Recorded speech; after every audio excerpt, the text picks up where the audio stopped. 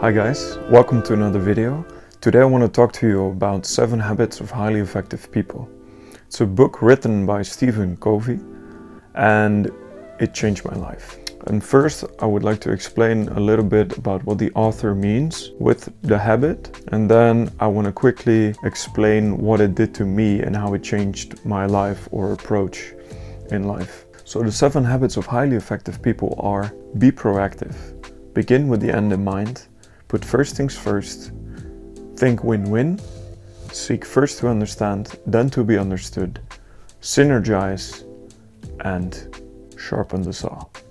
I want to start today's video with a fun fact.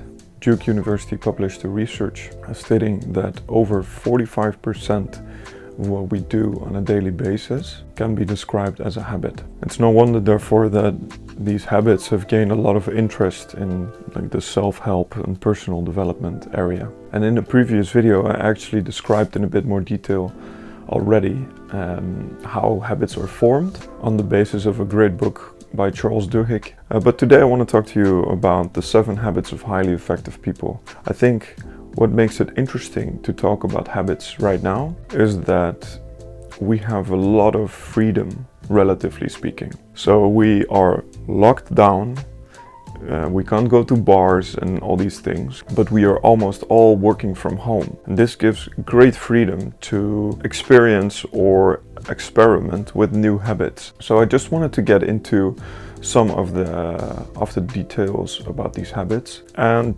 what they meant for me and how I implemented them in my life. So habit 1 is be proactive. And being proactive doesn't mean to take just the initiative. Being proactive also means to take responsibility. Being proactive means also that you don't blame genetics, circumstances, everything around you, but that you realize that you have a choice about where you hang out, with whom you hang out, and what kind of behaviors you portray. And I think we've all fallen into the trap of blaming circumstances. I know I did. It's so much easier to say, oh, the stupid COVID, it's the reason why I don't work out, because the gyms are closed. But of course, if we are really honest with ourselves, we know that we can work out perfectly fine from our home. It's just less comfortable. And it's basically an attention to have a really honest to God conversation with yourself. And you will see there's a theme throughout all of these habits that constantly comes back to this fact, that you have to be really honest with yourself. And so I think it is up to you yourself to create a perspective for your life that gets you excited, that makes you want to do stuff again. And so this is why I think it's a very, very important habit to be proactive. And then we go to habit 2, and that's begin with the end in mind. And what he means by this is dream big. Picture yourself at your deathbed. What do you want to have achieved? Who do you want to have become? And by asking yourself these questions, you really need to have an honest conversation about which things you're gonna do, which goals you're gonna pursue in life, and why.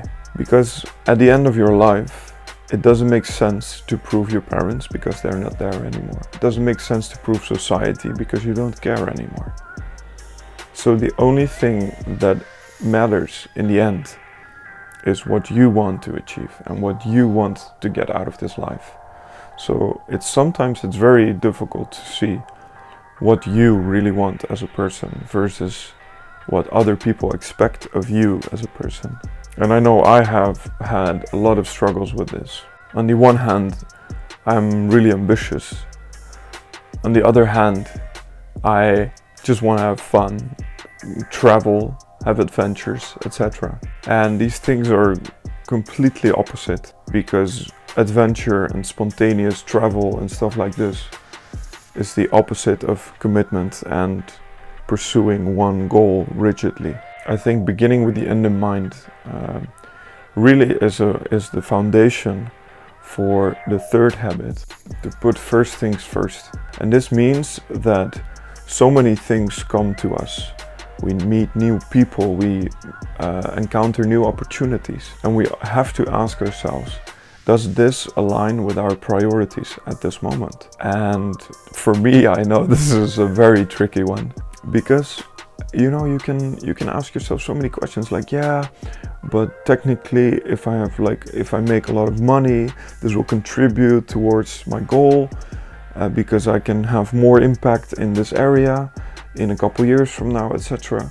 So it's really not completely clear sometimes to see what contributes to your goals and not, and if it's really part of your priority, let's say, or if it's out of scope. For me personally, I think I've been lucky enough to find that if it's not to do with sustainability or creating a more sustainable world, well, I'm not interested in doing it. And so the fourth habit is think win-win. And thinking win-win means nothing more than, I don't know. Thinking win-win is very difficult for me, because I've encountered a lot of very competitive environments and organizations, and in my mind it's really this simple, like there is one spot for promotion and there's two people. There's not a win-win situation in these scenarios. How much I want to believe it is true, I do not understand physically how this would work. So if someone could explain this habit to me in more detail, I would be very, very happy. And then we go to the fifth habit, and this is seek first to understand, then to be understood. And this is about listening.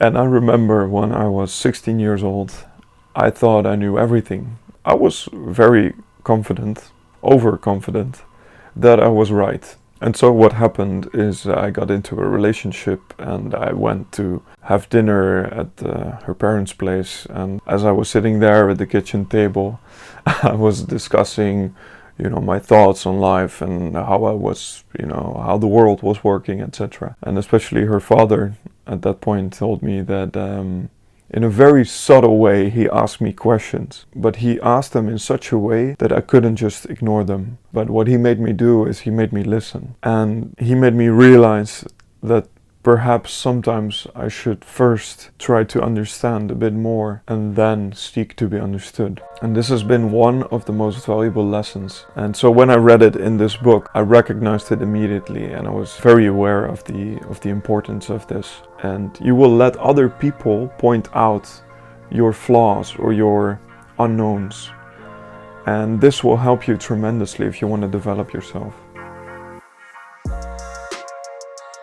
And synergy very simply means 1 + 1 is 3. What do they mean with 1 + 1 is 3?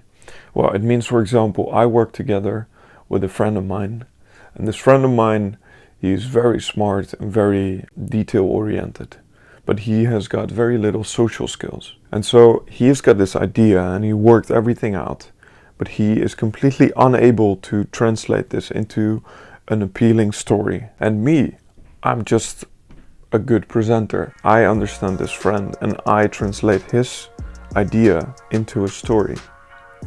Then both he and I profit so many more times from the combination of working together than if we were to just work alone.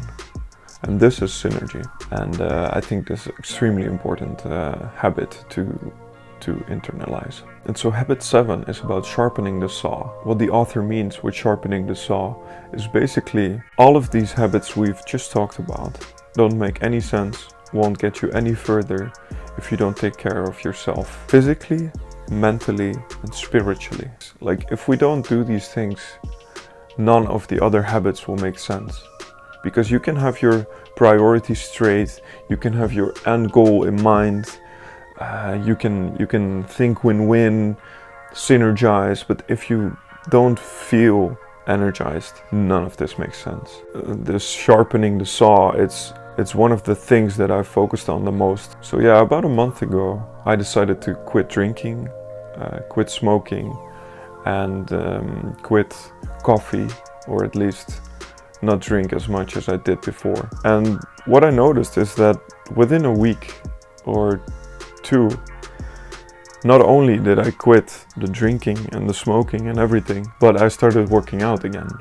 And I started eating healthier and I slept better. This is so recognizable for anyone who has ever tried to change their habits. It's like a chain reaction. When you quit smoking, you start exercising. When you start exercising, you feel like eating healthier. If you are curious, like there are so many ways you can do this, but I think everything starts with one thing, and that is an honest conversation with yourself. If you really want to change and you have an honest conversation about what it is you want to change, why it is you want to change, I think you can. Thanks so much for watching, and I'll see you guys in the next one. Bye-bye.